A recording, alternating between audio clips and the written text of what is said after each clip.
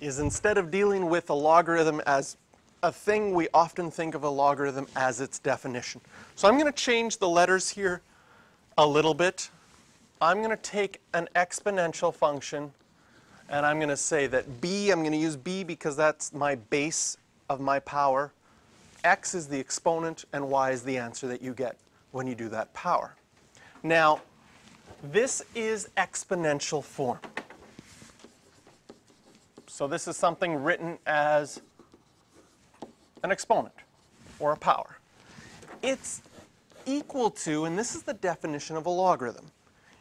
If this is your exponential form, what we can do is we can write the same thing in logarithmic form. And in logarithmic form, the base of the exponential form becomes the base of your log. So that's really easy to remember because they're both bases. Now the reason we get introduced to logs is logs are going to help us solve for exponents, especially in those ones where we couldn't make the bases the same. The whole purpose of an inverse is to undo something, and so if we can undo something and solve for an exponent, that's what logarithms are for. And so logs always solve for exponents, and that's the key thing I want you to think about. So whatever the exponent is here, that's what the log is going to equal to. And the answer is what goes inside of the logarithm.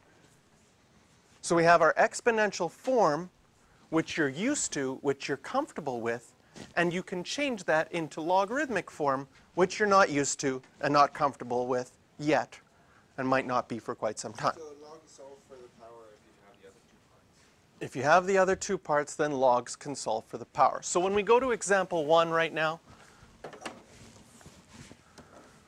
all example 1 is looking at is, can you change things from exponential form to logarithmic form and vice versa? Okay? When you see part A, part I, 3 cubed is 27, does that statement make sense to you? When you read it, it just like, you nod your head, that makes sense, right? Now when I change that to logarithmic form, that means I'm going to write log. The base of this exponent is 3, so that will be the base of my log. Logs solve for exponents, so it's going to equal the exponent 3, and 27 is what would be inside. And this, when you look at it, should be like totally foreign. And when you, like if someone said, oh, log 327, 3, you'd be like, yeah, that makes total sense to me. No, not yet, right?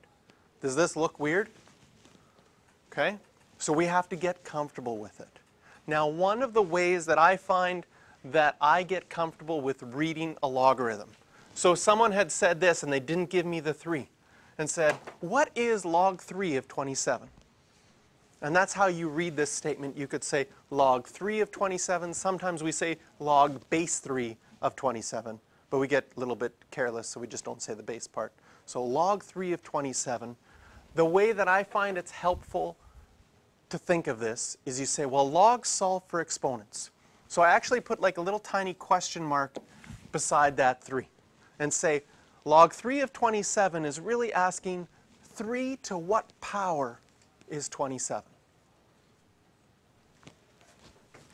And you'd say, well, 3 cubed is 27, so the answer is 3. So that's one way that you can sort of think about logarithmic form and what it means. So in the second one, if we're writing this in log form, the base is 5. The exponent is -2. The answer is 1 over 25. So log base 5 of 1 over 25 is equal to -2. And it's really asking 5 to what power is 1 over 25? That power would be, that exponent would be -2. In part I, 4 to the 0. So we would have log, the base is 4, the exponent is 0, log 4 of 1 is 0. So this is writing things in logarithmic form.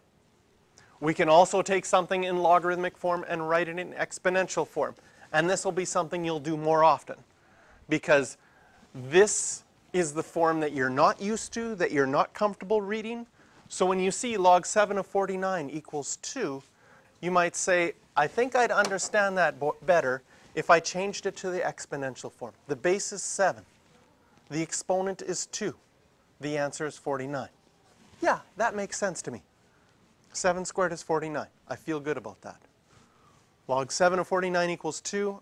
I'm maybe not there yet. The second one,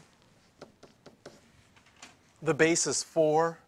The exponent is negative 3 is equal to 1 over 64. And the third one, the base is 10. The exponent is negative 4. And the answer is 1 over 10,000.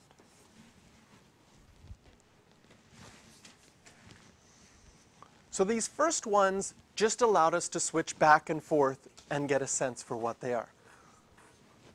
The questions you can do for this one, which we're going to do a little bit later, but I'll give them to you now, are 5, 6, and 8.